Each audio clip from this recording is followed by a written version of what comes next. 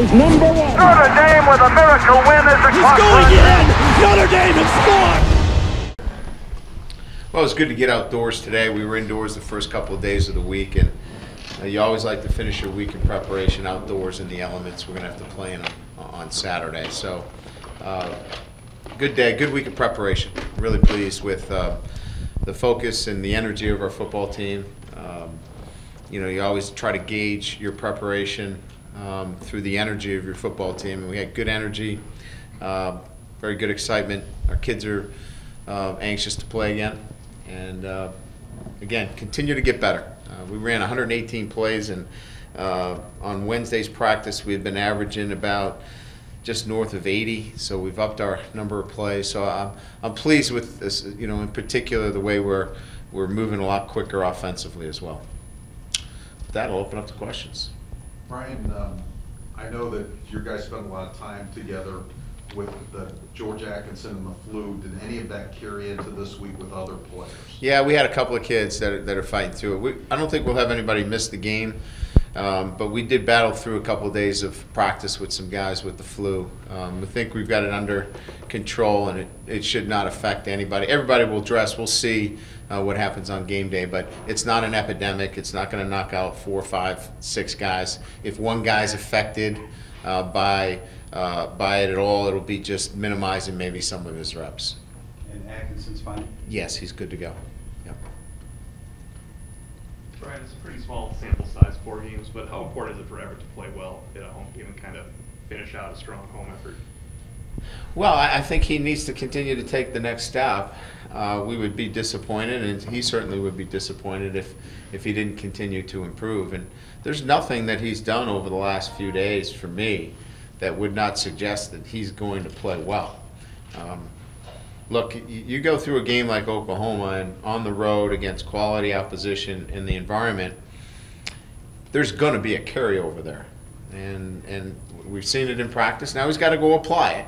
And certainly that's going to be the next step for him. But there's no reason for us not to see him, continue to move upward.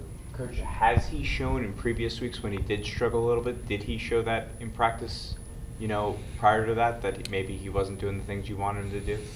It's been a process, yeah. That he's definitely maturing and evolving in the role of the quarterback. If you really look at it, I mean, it's 10 weeks because he started to get first team reps probably 2 weeks into camp, maybe. So this is an evolution of over 10 weeks, and I think it's starting to show itself in terms of practice and attention to detail and running our offense and communication and all those things. So no, there's no question that it's practice is a little easier right now. You mentioned energy, and a couple of the captains in here yesterday talked about that. They felt like it was on them to make sure the team's energy was better at home going into the game. How do you want players to go about doing that? Well, it's a good question. I think we're looking at a number of different things. We want to make sure that Friday and Saturday is not the Super Bowl. Parents asking for tickets, friends wanting, can you take me on? I was here 2 weeks ago, and we had 2 or 3 players giving tours of the Goog. I mean, we just have to kind of bring that in a little bit, and so we've looked at our schedule. For example, and I think this is already public, we moved up the pep rally an hour, so our team will go in early and get to the hotel about an hour earlier, just to have some more time and some downtime there. And we're looking at how we can condense that 48 hours a little bit more for them to have, some downtime. Martin and Kat both said that as you get older, you get a better understanding of how to manage home game weekends with all those distractions.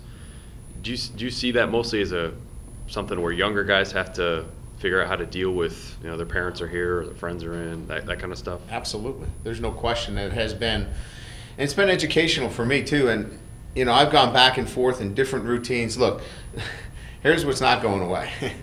The pep rally's not going away. Mass is not going away. The walk's not going away. So how do you manage your day to give them that opportunity to be relaxed so they can be focused strictly on the football game? And that's we're still evolving there. But no question, it's for me and the younger players, we're kind of starting to figure this out where we can come up with a weekend where they're not so distracted. This is changing gears, and the answer is probably obvious, but with Manti and the Heisman talk, why do you feel like defensive players don't get more mention for that over the years? Well, I just think people that are voting are looking for game changers, and very rarely does a defensive player dictate the outcome of games as much as that skill player does. So I think that's probably been the tendency toward it. I think it's a good year to break that. Brian, I want to ask you about a couple of guys that aren't playing right now for you. Slaughter, is there any thought of applying for that 6th year? Have you gone through that process? And Collinsworth, I know you don't expect him back this year, but is there a chance he'd practice with you at the end of the month? Jamore Slaughter, we are full process of working for that 6th season. Jen Vining-Smith from Compliance is leading that. She has been really good at, filing those appeals and waivers, and she's in the process of that. And nothing will happen on that until after the season, because the NCAA is going to deal with immediate, action eligibility stuff. So, but we've got all the paperwork, all the ducks in a row, if you will, to move that forward. As it relates to Collinsworth, we'd like to get him into practice. He will not play under any circumstances because we want to preserve that additional year of eligibility if it surfaces. So, but we'd like to get him back. He's getting closer. He's been cleared to weight train. We're thinking that we may get a couple of weeks, including bowl preparation, where we can get him back out there and begin working with him. You mentioned the other day about that your strength is peaking right now with your weights, and we talked to a couple of players about that. What do you feel like is the science behind that? We map it out for 365. I mean, it's a year-round process. It's not top-heavy as it relates to the off-season. We're not killing them in January and February. I mean, we have different stages of our weight training. January, February is you're building a lot of that mental toughness in those 2 months. I mean, we're getting after you pretty good, but we're not trying to put too much weight on your back.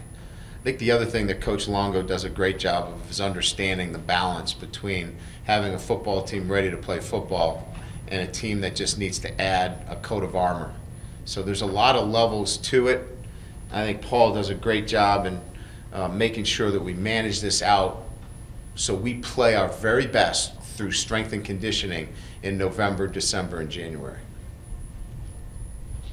Brian, Atkinson returns to kick return? He does. Okay. We're going to use Cam too. There'll be circumstances where Cam may be in the game. If I'm not looking for anything else but maybe the 25-yard line, you might see Cam in the game. We all know George has got the ability to go the distance. Let's say we're up in a game and I want to make sure we grind it out to the 25. Cam's going to get you there. So I think there's a time and place for Cam and back there as well. Brian, we had a chance to talk to a couple guys from New Jersey last night, and Bennett Jackson and Calabrese fortunately kind of avoided the brunt of Sandy. Did you have anybody on your team that took a pretty good hit? No, we had one recruit that I talked to last night that his grandma, who's in Atlantic City, took a big hit. But we've had contact with all of our recruits, all of the families that have been affected in some fashion, but nobody to the point where they've been displaced from their home. Good, thank you.